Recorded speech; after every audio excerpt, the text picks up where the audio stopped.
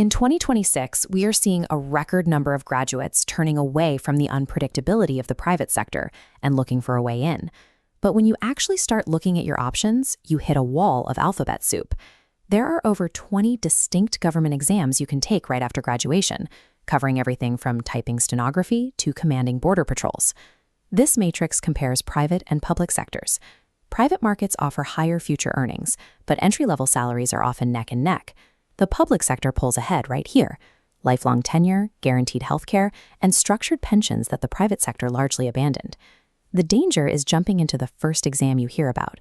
If you guess wrong, you will easily burn 6 to 12 months studying a syllabus that doesn't match your strengths. To cut through the noise, we can organize these exams into 4 distinct career archetypes. Securing a government job is not about picking a generic test.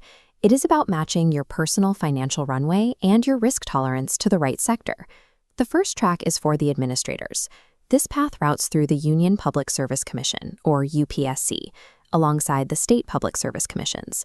These exams staff the highest levels of the Indian government, deciding who will walk the halls of places like the North Block. Looking at the scorecard, the input required is massive. You need 12 to 18 months of dedicated preparation, but the payoff scales. As an IAS or IPS officer, you hold unmatched authority, actively shaping policy and public finance. But the acceptance rate is fractional. If you do not make the cut after 2 years of studying, you have zero work experience to show for it. Pursuing this track requires a long financial runway. Without a solid backup plan, a failed attempt leaves you years behind your peers in the private sector. If you need immediate financial security, you look at the second track: Banking Probationary Officer Exams, SSC CGL, and IBPS. This scorecard shows a different requirement. The preparation window compresses to 3 to 6 months, shifting focus to mathematical accuracy and speed.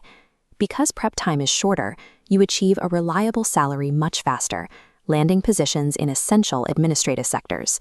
The Railway Recruitment Board exams also sit squarely in this category, offering hundreds of thousands of vacancies to keep one of the country's largest employers moving.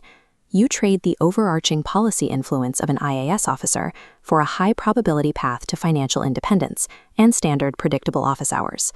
The third track is built for candidates who actively reject the idea of a desk job: the Defense, CAF, and Police recruitment exams. These roles focus entirely on physical deployment, military discipline, and direct national service. The scorecard here adds a rigid new layer. No matter how well you perform on the written assessments, you must pass strict physical and medical fitness standards to qualify. Your daily operational reality will involve extensive travel, border deployments, and a highly dynamic work environment. The cost of this career is your personal autonomy. You are submitting to strict geographic reassignments and a rigid chain of command. You give up comfortable predictability in exchange for a career defined by rigorous discipline and high-stakes operations. The final track requires leveraging a pre-existing technical degree to secure roles in specialized government sectors like agriculture, health, or energy. Massive public sector undertakings like NTPC and NPCIL run specific exams to recruit engineers and specialists directly into their facilities. This scorecard highlights your strategic advantage.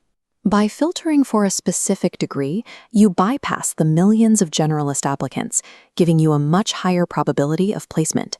The trade-off is mobility. Your career will remain locked within your specific technical department. It is an optimization play. You convert your educational investment into an immediate job offer, but sacrifice the ability to move across different government branches. The cardinal rule for 2026 is to pick a single lane. Trying to prepare for 2 completely different types of exams will only dilute your focus and ensure you fail both. We can map your decision on this flowchart, starting with your hardest constraint, your available preparation time.